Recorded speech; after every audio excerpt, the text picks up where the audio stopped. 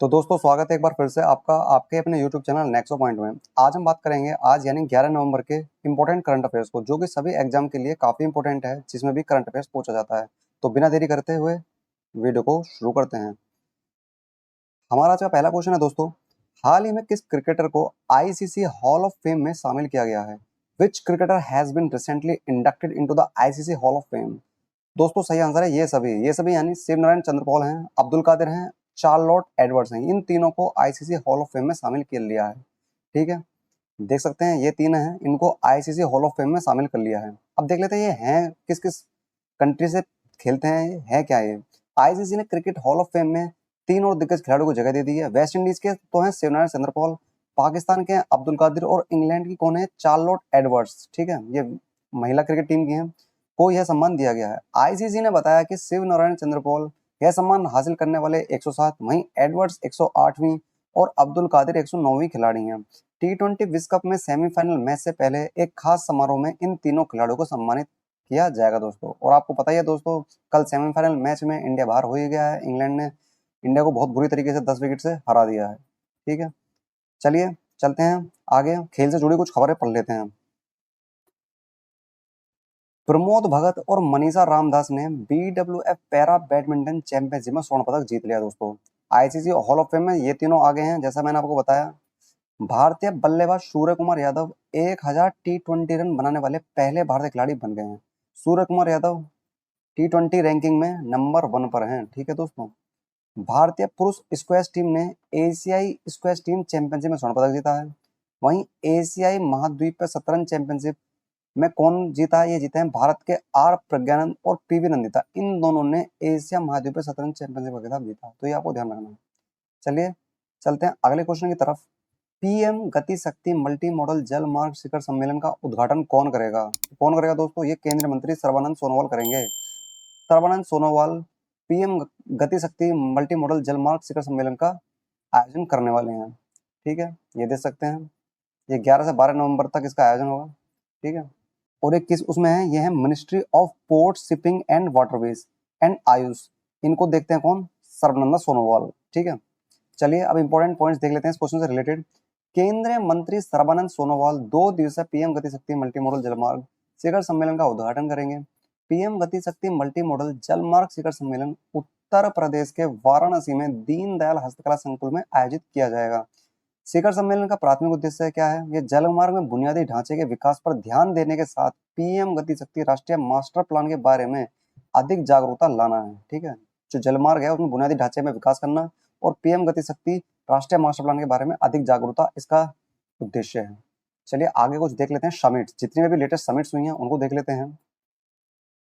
तो प्रधानमंत्री नरेंद्र मोदी आगामी G20 शिखर सम्मेलन में विश्व नेताओं को हिमाचल प्रदेश में बनी स्थानीय कलाकृतियों को उपहार में देंगे। आपको पता ही है G20 का 2023 में सम्मेलन कहाँ होगा, इंडिया में। इंडिया इसकी प्रेसिडेंसी करेगा। ठीक है, तो इंडिया में जो प्रधानमंत्री नरेंद्र मोदी हैं, ये जितने भी लीडर आएंगे अलग देशों के, उनको हिमाचल प्रदेश में बनी हुई स्थानीय वहाँ की कलाकृतियों को उपहार में देंगे। उत्तराखंड के राज्यपाल लेफ्टिनेंट जनरल गुरमीत सिंह ने देहरादून में इंडियन नेशनल कार्टोग्राफिक एसोसिएशन यानी आईएनसीए की 42वीं अंतर्राष्ट्रीय कांग्रेस का उद्घाटन किया है। वहीं प्रधानमंत्री नरेंद्र मोदी ने G20 की अध्यक्षता के लिए भारत के लोगो, थीम और वेबसाइट, इन तीनों का अनावरण कर दिया है।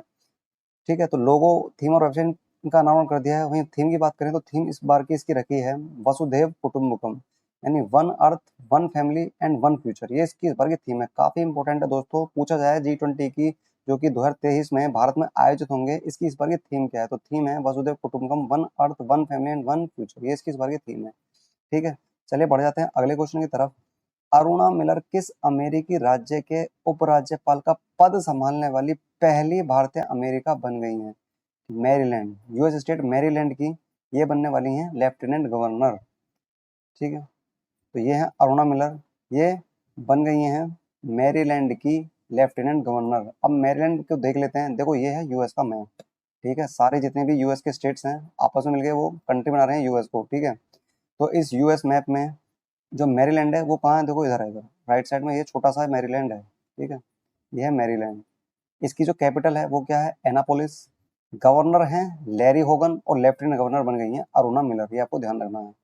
चलिए अब कुछ और इम्पोर्टेंट पॉइंट्स देख लेते हैं। एना मे वोंग, हमने अभी कुछ दिनों पहले डिस्कस किया था। एना मे वोंग ये एशियाई अमेरिकी एक्ट्रेस हैं जिनका जो फोटो है वो फीचर होने जा रहा है अमेरिका की मुद्रा पर। कितने, कौन सी मुद्रा पर? 25 सेंट पर। आपको पता ही है ब्रिटेन के जो नए प्रधानमंत्री हैं वो कौन बन गए हैं? बन गए हैं PM Rishi Sunak. Liz truss के इस्तीफे के देने के बाद पीएम बन गए हैं कौन? ऋषि सुनक। और सबसे कम उम्र के हैं ये जो कि ब्रिटेन के प्रधानमंत्री बने हैं, ठीक है। अब्दुल लतीफ राशिद इराक के नए राष्ट्रपति बन गए हैं। वहीं हाल ही में Indo American chamber of commerce के नए नए अध्यक्ष बने हैं ललित भसीन। लूला डी सिल्वा ये बने हैं ब्राजील ब्राजील के राष्ट्रपति। ये आपको ध्यान रखना है दोस्तों, ठीक है। चलिए चलते हैं आगे अगले क्वेश्चन की तरफ। निम्नलिखित में से किसे बेली के एसफोर्ड मेडल से सम्मानित किया गया है?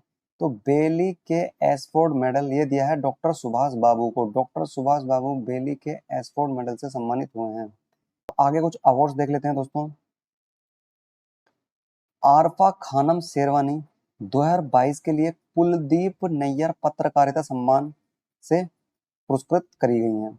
वहीं वाई के सी वाडियार को अंतर्राष्ट्रीय कन्नड़ रत्न पुरस्कार मिला है 2022 का, ठीक है। 2022 का अंतर्राष्ट्रीय कन्नड़ रत्न पुरस्कार पूछे किसको मिला है? ये मिला है वाई के सी वाडियार को।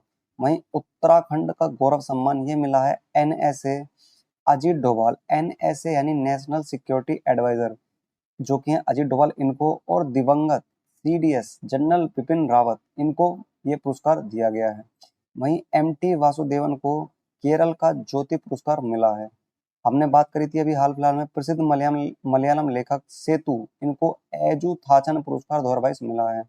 वहीं बात करें अमित दास गुप्ता की, इनको ऑर्डर ऑफ ऑस्ट्रेलिया अवार्ड से सम्मानित किया गया है। तो दोस्तों ये काफी इंपॉर्टेंट क्वेश्चंस हैं अवार्ड से रिलेटेड जो आपको ध्यान रखने हैं। चलिए बढ़ जाते हैं अगले क्वेश्चन की तरफ। हाल ही में किसने बाढ़ का पूर्वानुमान लगाने के लिए फ्लड हब नामक मंच लॉन्च किया है? तो ये है गूगल बाबा। गूगल ने फ्लड हब नाम का एक पोर्टल लॉन्च किया है जिसमें जितना भी फ्लड होगा उसका पूर्वानुमान पहले से ही पता चल जाएगा कि कहाँ पर फ्लड आने के चांसेस हैं। तो ऐसा कर दिया है गूगल ने। गूगल की बात हुई है, गूगल के सीईओ हैं अपने सुंदर पिचाई। स्थापित हुई थी ये 4 सितंबर 1998 को। मुख्यालय पूछा जाए तो इसका कैलिफोर्निया यूएसए में है। संस्थापक थे इसके लैरी पेज और सर्गी ब्रिन, ये इसके संस्थापक थे। चलिए अगले क्वेश्चन की तरफ बढ़ते हैं। निम्नलिखित में से किस भारतीय नौसेना के जहाज ने जापान के योकोसुका में 70वें अंतर्राष्ट्रीय फ्लीट रिव्यू में भाग लिया है? तो दोस्तों जो भारतीय नौसेना का जो जहाज है वो कौन सा है जिसने जापान के योकोसुका में 70वें अंतर्राष्ट्रीय फ्लीट रिव्यू में भाग लिया है? तो ये है आईएनएस शिवालिक और आईएनएस कोमोर्ता। इन दोनों ने भाग लिया है जापान के योकोसुका में, ठीक है। चलिए इसके बारे में कुछ देख लेते हैं। भारत जापान के योकोसुका में शुरू होने वाले 26वें अंतर्राष्ट्रीय मालाबार नौसेना अभ्यास में भाग ले रहा है। मालाबार नौसेना अभ्यास में ऑस्ट्रेलिया, जापान और अमेरिका भी भाग ले रहे हैं। आपको पता ही है मालाबार एक्सरसाइज जो होती है इसमें ऑस्ट्रेलिया, जापान, अमेरिका और इंडिया ये चारों इसमें भाग लेते हैं।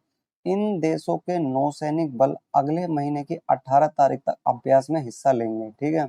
इस कार्यक्रम में भारतीय नौसेना के जहाज शिवालिक और कोमोटा प्रदर्शन के लिए तैयार हैं, ठीक है। दोस्तों पूछा जाए कि जो मालाबार एक्सरसाइज हुई थी रिसेंट में उसमें कौन से भारतीय जहाज शामिल हुए थे? तो ये शामिल हुए थे शिवालिक और कोमोटा, ठीक है।